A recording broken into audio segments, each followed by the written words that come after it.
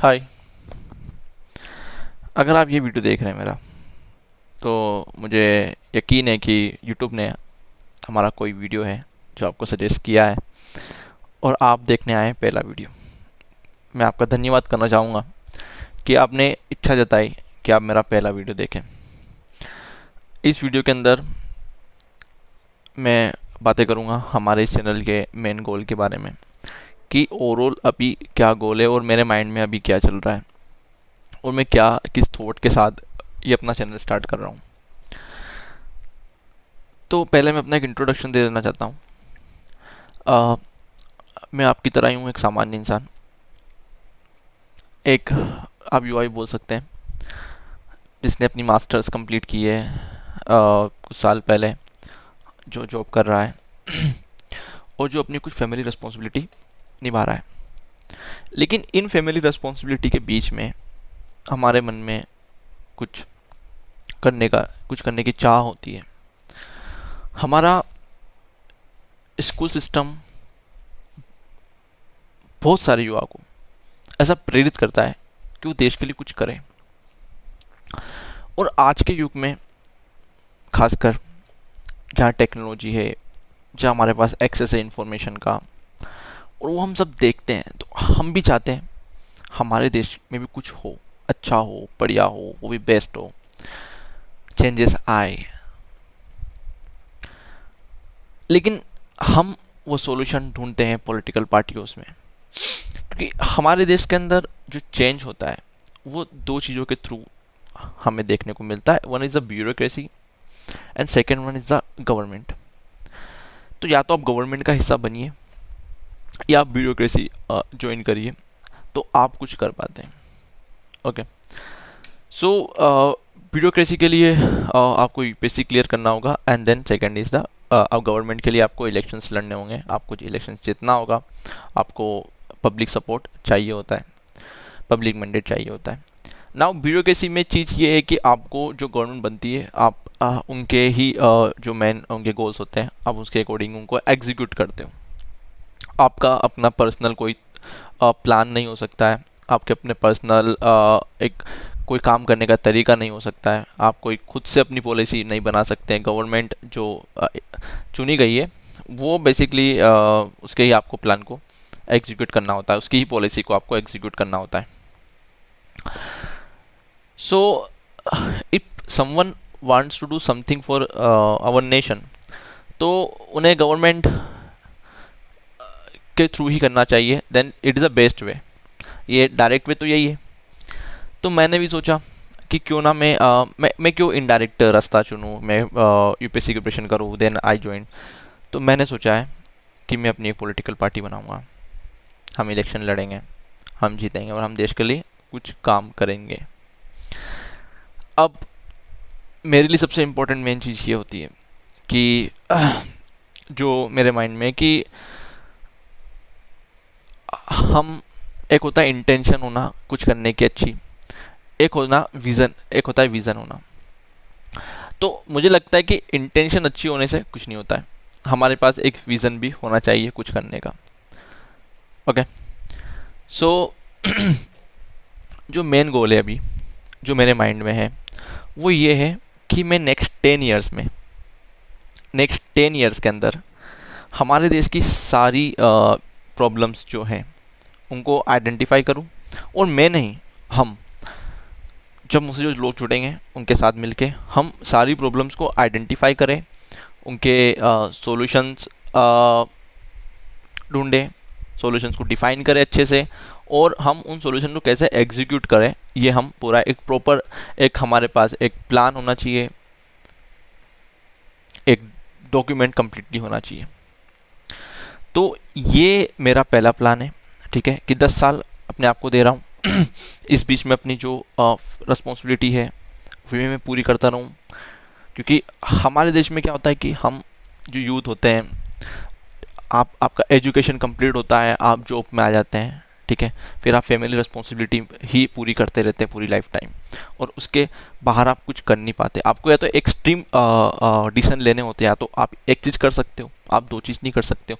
इसलिए प्लान बड़ा रखा है ताकि ताकि हम हमारी जो पर्सनल हमारी रिस्पॉन्सिबिलिटी है हमारी फैमिली को लेकर, हमारी फैमिली के लिए, ठीक है, हम वो पूरी करते रहें।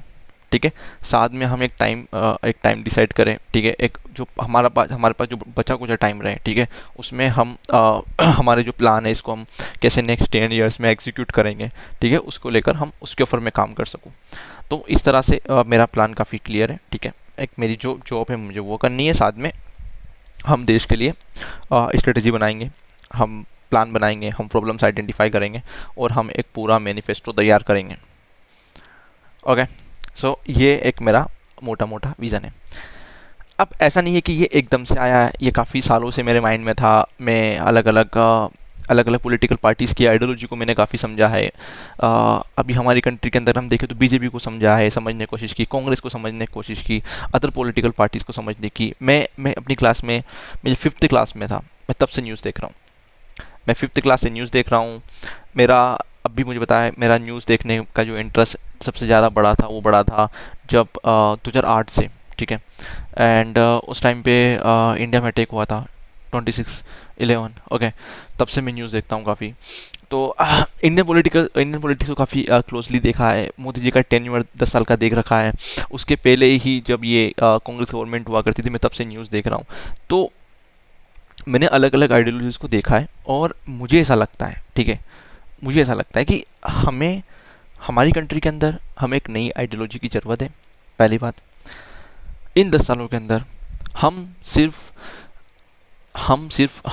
प्लान हमारी कंट्री की जो प्रॉब्लम्स है सिर्फ उन्हें आइडेंटिफाई नहीं करेंगे, हमें एक नई आइडियोलॉजी हमारे देश को देनी है। हमारे पास 10 साल है और इन 10 साल के अंदर हमें एक आइडियोलॉजी देनी है हमारे देश को। ये एक हमारा मेजर प्लान है, क्योंकि मुझे ऐसा लगता है कहीं ना कहीं कि हमारा जो अभी पॉलिटिकल स्ट्रक्चर गए या फिर मेन की पॉलिटिकल स्टेक होल्डर्स जो हैं, जो इंडिया के अंदर हमारे देश के अंदर, ठीक है, जो गवर्न कर रहे हैं, वो या तो बड़े लेवल पे कर रहे हैं या छोटे लेवल पे कर रहे हैं। इनके मोटिव्स, इनकी आइडियोलॉजी, ये काम जो करते हैं, their real works, they all are contradictory. ठीक है, पहली बात ऐसा लगता है कि ये जो हमें लगता है कि इंडिया में कोई राइट विंग नहीं है, ना इंडिया में कोई लेफ्ट विंग है। पहली बात तो ये, क्योंकि अगर जब हम राइट विंग की डेफिनेशन की तरफ जाते हैं, हम लेफ्ट विंग की डेफिनेशन की तरफ जाते हैं, तो जो अपने आप को राइट विंग कह रहे हैं वो राइट विंग लगते नहीं है उनके काम से। जो लेफ्ट विंग कह रहे हैं वो अपने काम से लेफ्ट विंग नहीं लगते हैं। कम्युनिस्ट नहीं है,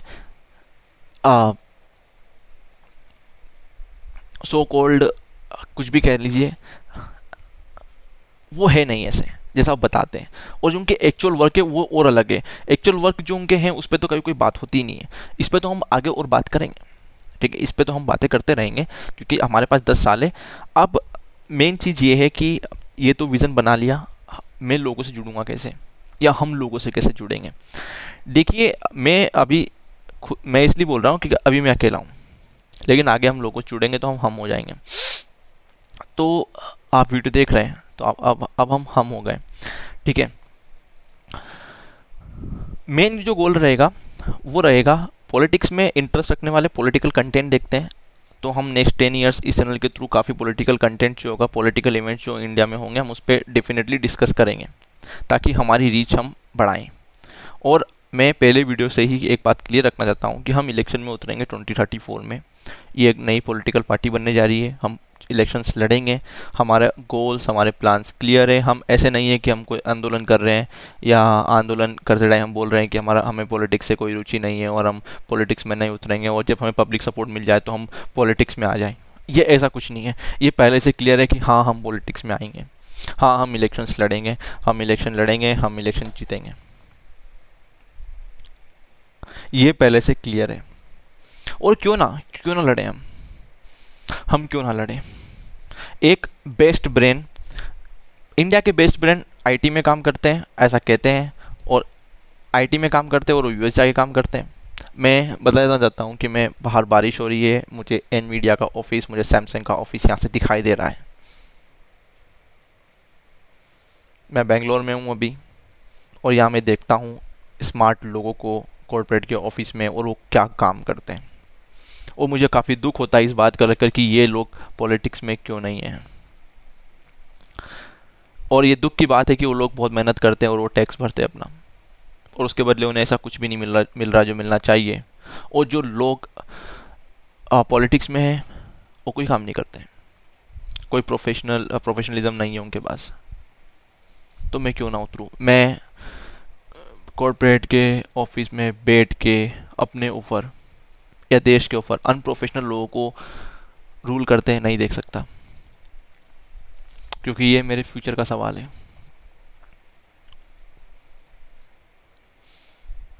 ऐसा नहीं है कि मेरे पास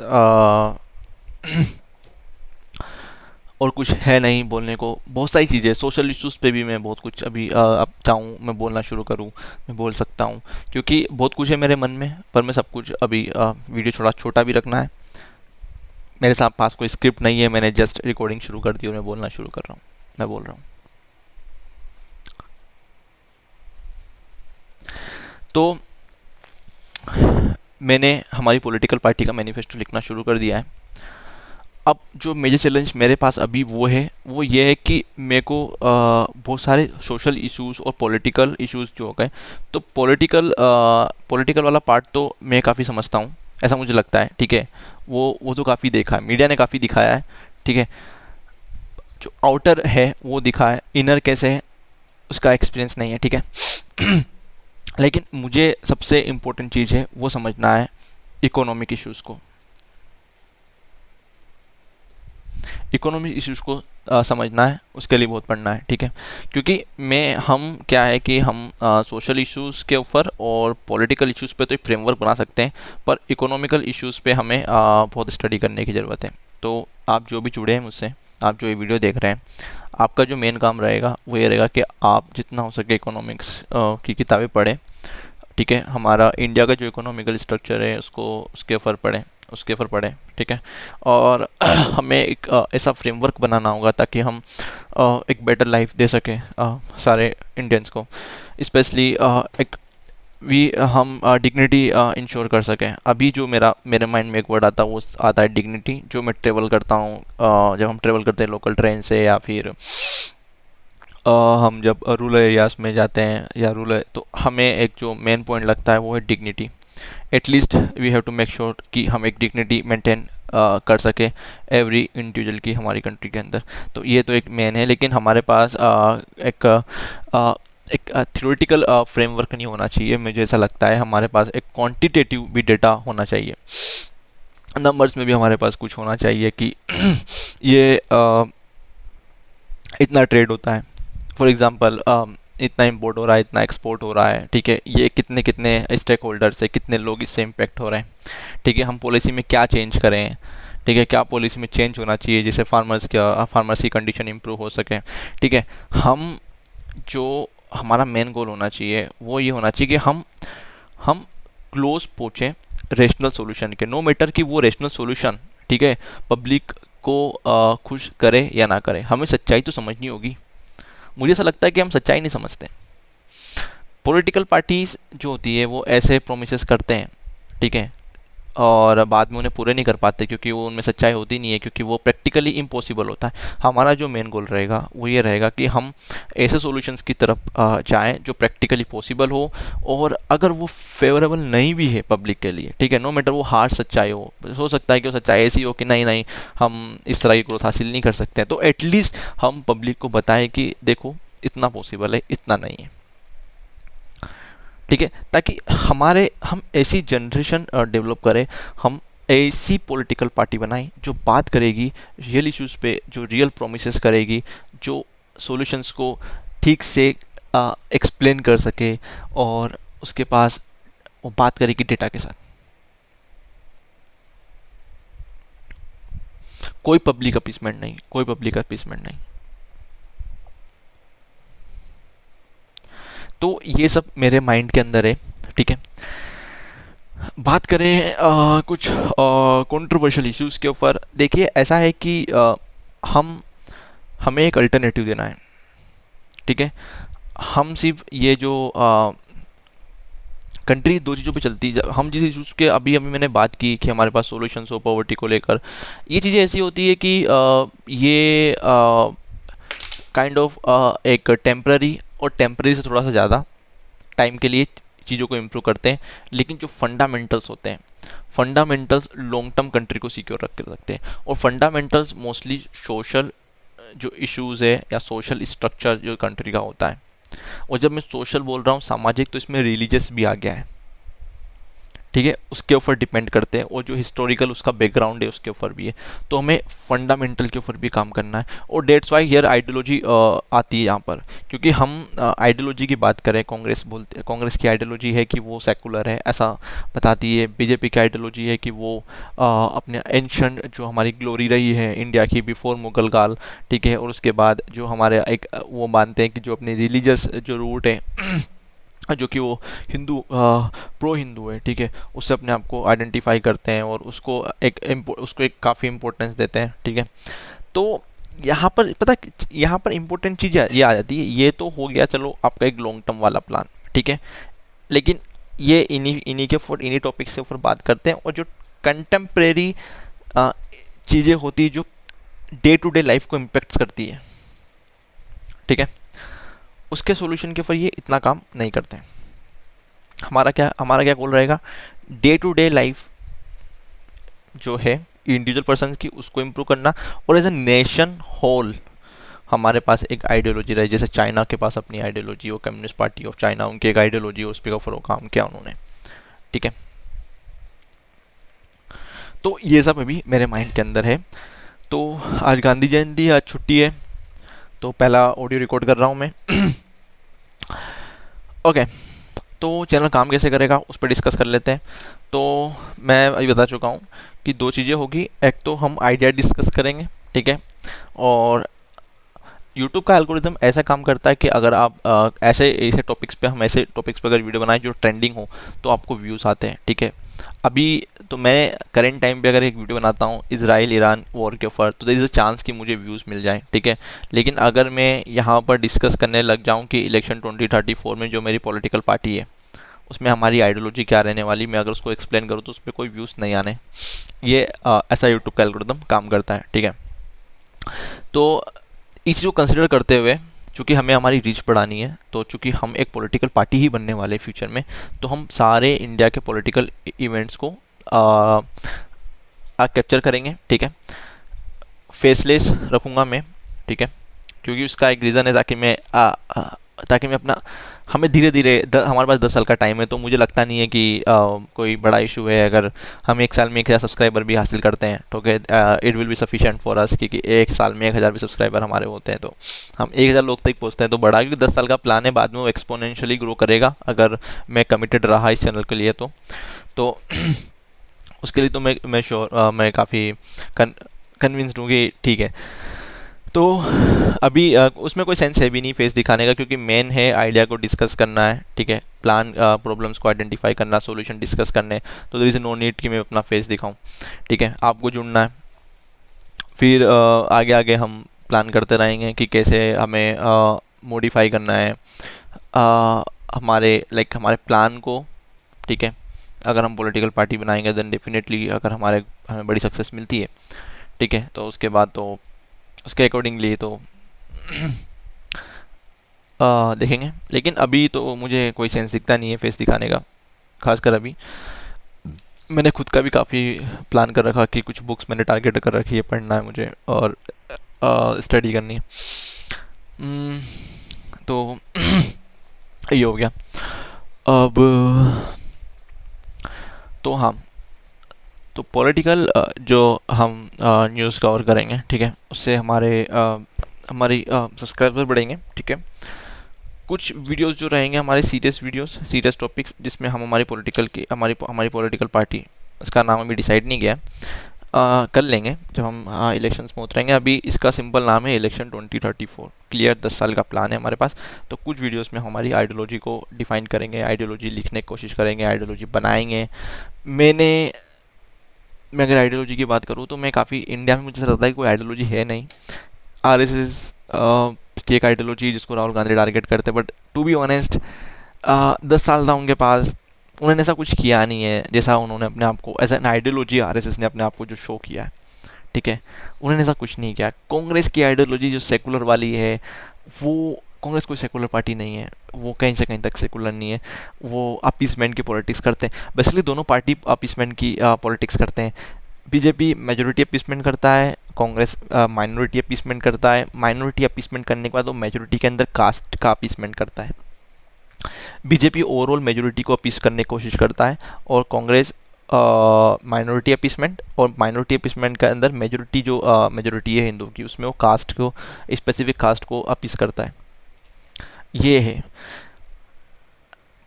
और इनके जो मोटिव से बेसिकली ऐसा नहीं है कि इनको ये माइनॉरिटी के लिए कुछ करने वाले हैं, माइनॉरिटी के बाद वो जो कास्ट के अंदर जो अपीस कर रहे हैं उनके लिए कुछ करने वाले हैं, ऐसा कुछ नहीं। और जो बीजेपी वाले हैं जो मेजोरिटी में है और ये मेजोरिटी के लिए कुछ करने वाले, 10 साल थे बीजेपी ने ऐसा कुछ नहीं किया। कांग्रेस का 70 साल था, उन्होंने ऐसा कोई खास कुछ किया नहीं है। देखिए, ऐसा नहीं है कि हमारे देश में कुछ हुआ नहीं है, बेसिकली हुआ है, ठीक है। और लेकिन बहुत सारी चीज़ें हैं, ठीक है, कि जो हुआ एक्चुअल में कितना हुआ, ठीक है। जो दिख रहा है वो तो समझ में आ रहा है कि भाई ठीक है। अभी इसमें हम एज ए इंडियन का कितना हाथ है। मेरे पास फ़ोन है, इसमें इंडिया एज ए कंट्री का क्या रोल है। मैं यूट्यूब चला रहा हूँ, उसमें एज ए इंडिया उसमें क्या हाल है, क्या क्या रोल है। मैंने कार ली, उसमें एज ए कंट्री इंडिया का क्या रोल है। हमें इसके ऊपर भी बहुत ज़्यादा सोचना होगा। मैं जॉब कर रहा हूँ, ठीक है, तो इस एम्प्लॉयमेंट में क्या कंट्री का रोल है, या इंडियन गवर्नमेंट का कोई रोल है, या फिर नहीं है, ये हमें सोचना होगा। करेंट जॉब के बारे में देखूँ तो यहाँ मैक्सिमम एम्प्लॉयर जो हैं वो काम कर रहे हैं यूएस के लिए, यूके के लिए, अदर कंट्री के रीजन के लिए, अदर कंट्रीज़ के लिए वो काम कर रहे हैं इंडिया में रह के। नाउ व्हाट विल हैपन, अगर उन्होंने कल को उन्हें कहीं चीप लेबर मिल गए तो इंडियंस की जॉब का क्या होगा। कल को वो एआई इम्प्लीमेंट करने लग गए तो इंडियंस की जॉब का क्या होगा। बहुत कुछ है, बहुत कुछ है, और हम बात करेंगे विद डेटा के साथ। तो हमारे चैनल के साथ जुड़ने के लिए आपका बहुत बहुत धन्यवाद। आप इससे जुड़े। 10 साल का प्लान है हमारे पास, 10 साल पूरे है। ये काफ़ी मज़ेदार होने वाला है। और मैं आपको एक आश्वासन देना चाहता हूँ कि आप ये सोचना मत कि मैं कुछ पॉइंट्स को छोड़ दूँगा। यकीन मानिए ये हिस्टोरिकल होगा। आप यकीन मानिए, अगर हम हमारे प्लान में सक्सेसफुल होते हैं तो 47 में 1947 जो हिस्टोरिकल ईयर था इंडिया के लिए, ऐसे ही हिस्टोरिकल ईयर होंगे जब हम हमारी आइडियोलॉजी को एग्जीक्यूट करेंगे। क्योंकि ये आइडियोलॉजी किसी को अपीस नहीं करेगी, ये नेशन के लिए होगी, और इसके लिए हम मर जाएंगे। और हम एक बहुत बड़ा अल्टरनेटिव दे देंगे इस आने वाली पीढ़ी के लिए। वो सोचें एक नया तरीका सोचने का। अगर कुछ नहीं तो इन 10 सालों में अगर हम सक्सेसफुल होते हैं, एटलीस्ट हम एक आइडियोलॉजी ही डेवलप करते हैं, जैसे कि कम्युनिस्ट आइडियोलॉजी है, या कैपिटलिज्म वालों का एक अलग आइडियोलॉजी है, सोशलिज्म है एक। ऐसी हमने अगर हमारी एक आइडियोलॉजी बना दी जिसमें हमने सारे सेक्टर्स को इंक्लूड किया है, ठीक है, इकोनॉमी के सारे सेक्टर्स हो गए, हमने सारे वर्ग को इंक्लूड कर लें, हमने गरीब से लेकर अमीर, ठीक है, सोशली बैकवर्ड लोग, एजुकेशन के पॉइंट ऑफ व्यू से कंसिडर करें वैसे बैकवर्ड लोग, हम अगर हर एक वर्ग को कंसिडर कर पाएँ और उनको कंसिडर करके हम इस हमारे देश को, हमने जियो पॉलिटिक्स को भी कंसिडर किया है, ठीक है, उसको कंसिडर करके इस देश के लिए एक ऐसी आइडियोलॉजी ही बना दी अगर हमने, तो भी हम बहुत ज़्यादा सक्सेसफुल रहेंगे। हमें सक्सेस मिल गई, क्योंकि आज नहीं तो